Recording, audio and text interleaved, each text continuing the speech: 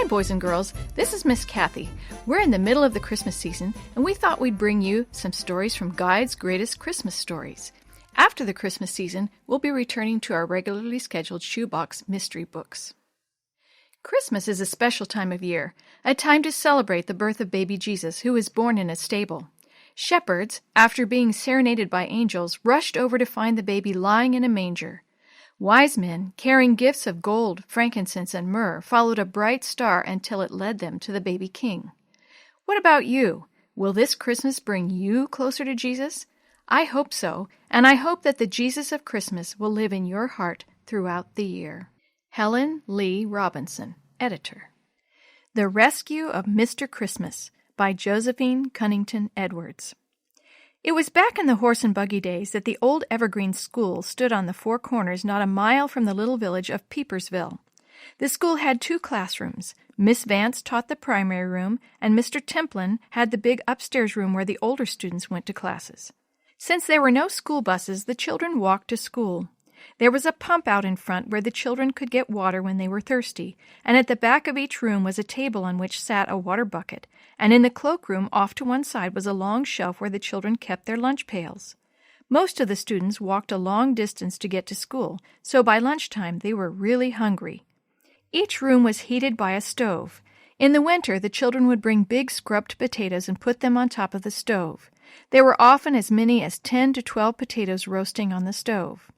The Caper children, however, often had nothing for lunch except a soda biscuit with a limp piece of meat hanging out of it. The teacher felt sorry for Minnie and Rob and would sometimes share her sandwich with the 2 ragged children. It was on the Monday morning before Thanksgiving that Minnie came to the front of the room, smiling shyly. She held a package wrapped in an old paper sack.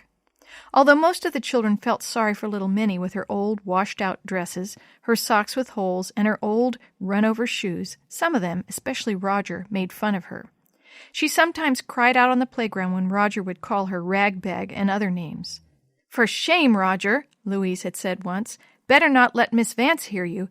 And after that, little Minnie stayed close to Louise on the playground. On this Monday morning, Minnie shyly undid the old paper bag and pulled out a round tin candy box. It had a colorful picture of a stagecoach with horses and a large house with holly wreaths and Christmas trees showing from the windows. "Miss Vance," she said almost in a whisper, "Mother was cleaning the attic and found this pretty box. She said I could bring it to you." Little Minnie heard the snicker from Roger's side of the room. The teacher heard it too, and she was determined that little Minnie would not be ridiculed. She knew that Roger was perfectly capable of whispering to the little girl, "You dummy," giving the teacher an old empty box. Putting her arm around the little girl, Miss Vance said in a kind voice, "Why, Minnie, this is just the thing I need to tell everyone what I've been thinking about. Put away your books, everyone, and listen to a story I have to tell you." Miss Vance laid the pretty box on the corner of her desk, where everyone could see it. "Several times a week, the ragman goes past my house in the village," Miss Vance said, "and I can't help noticing his old horse. It is so thin and so weak, I doubt whether it will live very long. The other day, the man had such a heavy load on the cart that the wheels were all leaning outward. That poor horse with sores on its back and a swollen leg could hardly pull the heavy load. The ragman beat the poor old creature and shouted and yelled. A woman told the man he was wicked for treating the horse so badly. One man said he would report him. "First $10 anyone hands me will buy this old bag of bones," he shouted. "He's no good. That's the reason I beat his hide. He won't work." The room was quiet as Miss Vance paused and picked up Minnie's box. "Boys and girls, let's use this lovely box Minnie gave me as a treasure chest. Let's buy the ragman's horse and give it a good Christmas. It may be the last Christmas of its life." Jonathan held up his hand. "I've heard about that man," he said. "He's mean. My father said he was put in jail once for beating his own son. The boy had to be taken to the hospital." "I'm sure he can be very cruel," Miss Vance answered. "One look at his old horse told me that." "I'll bring some money," several of the children said at once. But Miss Vance said that they shouldn't burden their parents. "Instead, we must earn the money ourselves and have enough to take care of the horse through the winter. We can make it our project." "If it lives," Jonathan said skeptically, "but I guess it's more likely to live if we take good care of it and let it rest." "That's what I think," the teacher said thoughtfully. "Do you think we can fill this candy box full of money before Christmas?" A shout of approval greeted her words. "I'm sure there must be some farmer who will let the old horse live in his barn if we pay his board. Won't it be nice to give it just one happy Christmas?" Little Minnie held up her hand. "Let's name him Mr. Christmas," she said quietly. Everyone agreed. Then they began to think of ways they could earn the money. "I have popcorn I've raised. We can pop some and sell it here at school. I think the older kids will buy some," Louise suggested. "Let's prepare a really good Thanksgiving program and take up a collection for Mr. Christmas," another child suggested. "And let's have a sale here at the school and sell stuff we don't need anymore.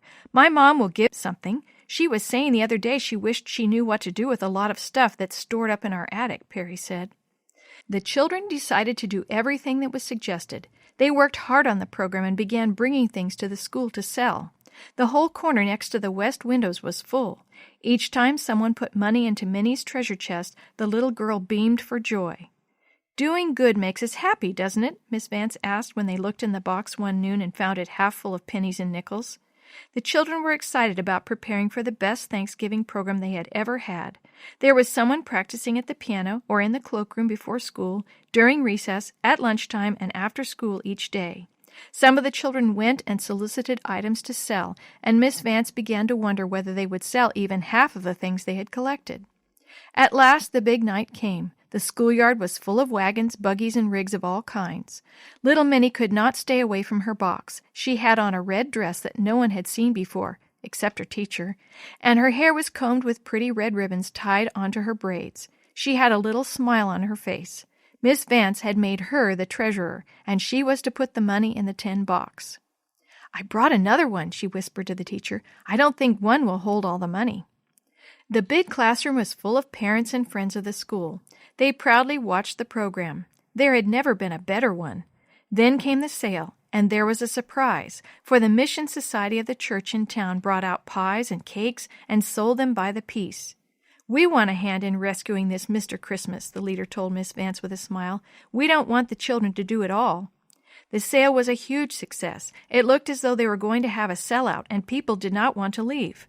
Minnie was right. They did need another box. An old farmer stopped to talk to Miss Vance as he was going out the door. "I reckon you and the children are going to get to buy that old nag like you've been wanting to do," he said.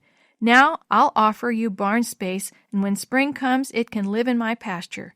I'm near enough so the children can come by and see Mr. Christmas whenever they want to." The children gladly accepted the offer, and they circled around the teacher's desk to see how much they had earned at the program. Little Minnie stood there watching proudly. "Miss Vance," Jonathan said, his voice trembling with excitement, "we have $142.16. "Just think, boys and girls," Miss Vance said, her eyes gleaming with happiness. "This is the last night Mr. Christmas will have to stay in that old tumble-down Baxter barn." The next day, several of the big boys went along to get the horse. Because he was so weak, it took a long time to walk him to his new home. There were more children waiting at Mr. Pettibone's barn to welcome the poor creature. His stall was as clean as willing hands could make it, and there was a thick layer of clean straw on the floor when he got through drinking the cool water Roger had pumped for him. Many of the children had brought oats and corn, and Mr. Pettibone told them that he wouldn't let Mr. Christmas go hungry. James had a big tin of axle grease, and he got busy applying it to all the sores on the horse's bony back. "My father said that this would start him on the road to getting well," he said. As soon as he was through, Peter put a horse blanket on Mr. Christmas to keep him warm. "My dad said we could have this extra one for our horse." The children didn't want to go home. Old Mr. Christmas had probably never in all his life had so much to eat, nor so much love. He was fed lumps of sugar which he had never tasted before. He had apples piled up in his feed bin which he ate in between crunching bits of corn and oats, and little Minnie gave him a carrot. By Christmas, Mr. Christmas had given everyone a huge surprise. He was so well and so frisky that Mr. Pettibone wanted to buy him. "I ain't got a better horse," he said. "You can still come to see him, but you can use your money to do more good in the world." And that is what they decided to do. They called the money they put in the bank the Mr. Christmas Fund. "Let's find someone to help every year," James suggested, and that is exactly what they did. The story you have heard today is from Guide's Greatest Christmas Stories, a compilation from various writers for Guide magazine, edited by Helen Lee Robinson and used with permission from the Pacific Press Publishing Association. As our special gift to you, we will be sharing one of these stories every day between now and Christmas. If you're interested in any other books published by the Seventh-day Adventist Church, please visit AdventistBookCenter.com or call 1-800-765-6955.